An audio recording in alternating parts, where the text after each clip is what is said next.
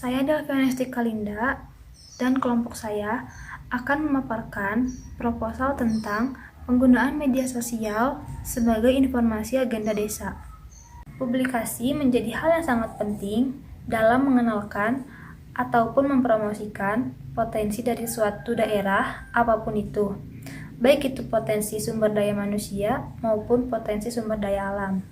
Pada zaman teknologi internet yang belum maju seperti sekarang ini, dahulu publikasi menjadi hal yang mahal untuk dilakukan. Karena dalam mempublikasikan sesuatu, informasi hanya bisa melalui surat kabar dan televisi. Akan tetapi, dengan kemajuan teknologi informasi khususnya internet, membuat siapapun bisa mempublikasikan informasi apapun dengan sangat mudah dan dengan biaya yang murah, terlebih dengan perkembangan media sosial. Media sosial yang diartikan sebagai sebuah media online di mana para penggunanya dapat dengan mudah berpartisipasi. Berpartisipasi dalam arti seseorang akan dengan mudah berbagi informasi, menciptakan konten atau isi yang ingin disampaikan kepada orang lain, memberi komentar terhadap masukan yang diterima, dan seterusnya. Semua dapat dilakukan dengan cepat dan tak terbatas. Ada lagi yang menyatakan media sosial adalah perkembangan mutakhir dari teknologi web baru berbasis internet yang memudahkan semua orang untuk berkomunikasi dan berpartisipasi, saling berbagi, dan membentuk suatu jaringan online sehingga dapat menyebarluaskan konten mereka sendiri. Media sosial tersebut diantaranya seperti Facebook, Instagram, YouTube, dan lain-lain. Penggunaan media sosial sangat berkembang pesat untuk masyarakat, dan tren sekarang ini masyarakat sangat membutuhkan media sosial dikarenakan masyarakat agar lebih tahu tentang informasi-informasi di kalangan masyarakat. Nah, sekarang informasi adalah suatu informasi yang sangat penting bagi masyarakat, berguna dan lebih berarti bagi penerimanya, yang menggambarkan satu kejadian atau nyata yang digunakan untuk pengambilan keputusan. Pengertian desa adalah sebuah algoritma permukiman di area pedesaan. Di Indonesia, istilah desa adalah pembagian wilayah administratif di Indonesia di bawah kecamatan yang dipimpin oleh kepala desa. Dari bahasan di atas dapat dikatakan bahwa penggunaan media sosial dan informasi sangat berkaitan. Oleh karena itu, penggunaan media sosial dapat digunakan dengan sebaik-baiknya, di mana orangnya yang memakai. Akan tetapi, informasi yang terdapat di media sosial tidak semua selalu benar. Selalu ada oknum-oknum yang tidak bertanggung jawab untuk kepentingan dirinya pribadi. Media sosial telah mempengaruhi dan mendorong perubahan kebijakan. Media mempunyai kekuatan dalam menggalang dukungan dan membentuk opini politik dan strategis dalam masyarakat dan negara. Suara dan kepentingan masyarakat dapat disampaikan melalui media sosial.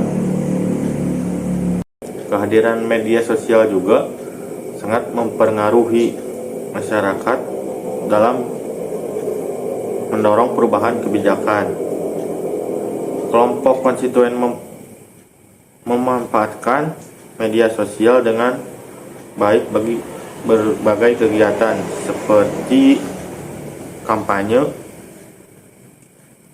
Calon kepala desa tertentu dianggap dapat mengakomodasi kebutuhan dan kepentingan perempuan di dalam perencanaan dalam penganggaran desa.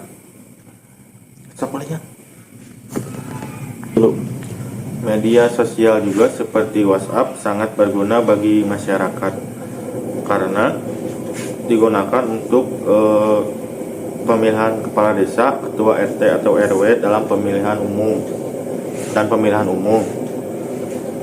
Oleh karena itu, penggunaan media sosial sangatlah penting untuk mendapatkan informasi agenda desa melalui media sosial publik, mendapatkan informasi secara cepat dan mudah. Saya akan memaparkan tentang bab 3. 3.1 jenis penelitian. Ada beberapa jenis penelitian dalam berbagai makalah atau proposal. Di antaranya ada jenis penelitian kuantitatif. Pada dasarnya, jenis-jenis penelitian yang bisa menjadi referensi karya tulismu, yang pertama adalah penelitian kuantitatif. Penelitian kuantitatif ini adalah penelitian yang digunakan untuk menjawab permasalahan melalui teknik pengukuran cermat terhadap variabel-variabel tertentu, sehingga dari penelitian tersebut akan menghasilkan simpulan-simpulan yang dapat digeneralisasikan dan terlepas dari konteks, waktu, dan situasi jenis data yang dikumpulkan, terutama data kuantitatif. Selain itu, ada juga jenis penelitian menggunakan metode penelitian kualitatif. Jenis-jenis penelitian yang bisa menjadi referensi karya tulismu yang selanjutnya adalah jenis metode penelitian kualitatif. Penelitian kualitatif merupakan sebuah penelitian untuk menjawab permasalahan yang memerlukan pemahaman secara mendalam dalam konteks waktu dan situasi yang bersangkutan. Dilakukan secara wajar dan alami sesuai dengan kondisi objektif di lapangan tanpa adanya manipulasi. Proses penelitian ini dimaksudkan untuk melakukan pengamatan terhadap orang dalam melakukan kehidupan sehari-hari, berinteraksi dengan mereka, dan berupaya dalam memahami bahasa tentang dunia sekitarnya. Maka dari itu, kebanyakan penelitian kualitatif memerlukan pengamatan yang mengharuskan untuk mengetahui kondisi di lapangan secara nyata. Jenis penelitian dalam proposal ini adalah penelitian penggunaan media sosial sebagai informasi agenda desa dengan pendekatan deskriptif. Merupakan prosedur penelitian yang menghasilkan data-data deskriptif berupa kata-kata tertulis maupun lisan dari informan. Dalam penelitian ini tidak ada perlakuan yang ditambahkan atau dikurangi dalam perolehan data di lapangan. Penelitian ini menggambarkan suatu gejala, kondisi, dan sifat situasi secara apa adanya tanpa adanya manipulasi pada waktu penyelidikan lapangan dilakukan. Tujuan penelitian ini adalah melukiskan variabel atau kondisi objek yang diamati secara apa adanya tanpa adanya manipulasi dalam penyusunan proposal ini. Peneliti menggunakan jenis dan pendekatan penelitian deskriptif, penggunaan media sosial sebagai informasi agenda desa dengan tujuan untuk membuat deskripsi gambaran atau lukisan secara sistematis, faktual, akurat mengenai faktor-faktor, sifat-sifat serta hubungan antara fenomena. Dengan merujuk kepada beberapa pertimbangan, diantaranya: pertama, penelitian ini menekankan pada makna penalaran definisi suatu situasi tertentu. Lebih banyak meneliti hal-hal yang berhubungan dengan kehidupan sehari-hari. Kedua, penelitian kualitatif data bersifat deskriptif, baik yang berupa fenomena yang dikategorikan ataupun dalam bentuk lainnya, seperti foto, dokumen, dan catatan lapangan saat penelitian dilakukan. Ketiga, penulis tidak mengambil jarak dengan yang diteliti, karena hubungan yang dibangun didasarkan pada saling kepercayaan dan dilakukan secara intensif.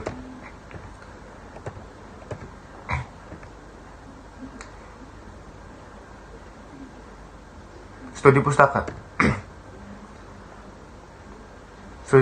Studi pustaka yaitu teknik pengumpulan data dengan melakukan penelaahan terhadap berbagai buku, literatur, catatan, serta berbagai laporan yang berkaitan dengan masalah yang ingin dipercahkan. Adapun beberapa referensi yang saya dapatkan adalah: 1. Skripsi sebagai contoh dasar untuk mempermudah dalam melakukan penulisan. 2. Berbagai literatur, buku, jurnal, dan catatan mengenai pengelolaan sampah guna memenuhi sumber-sumber penulisan. 3. Buku statistika untuk mengetahui cara dan sistematika yang akan dilakukan dalam penelitian dan penulisan. Studi lapangan.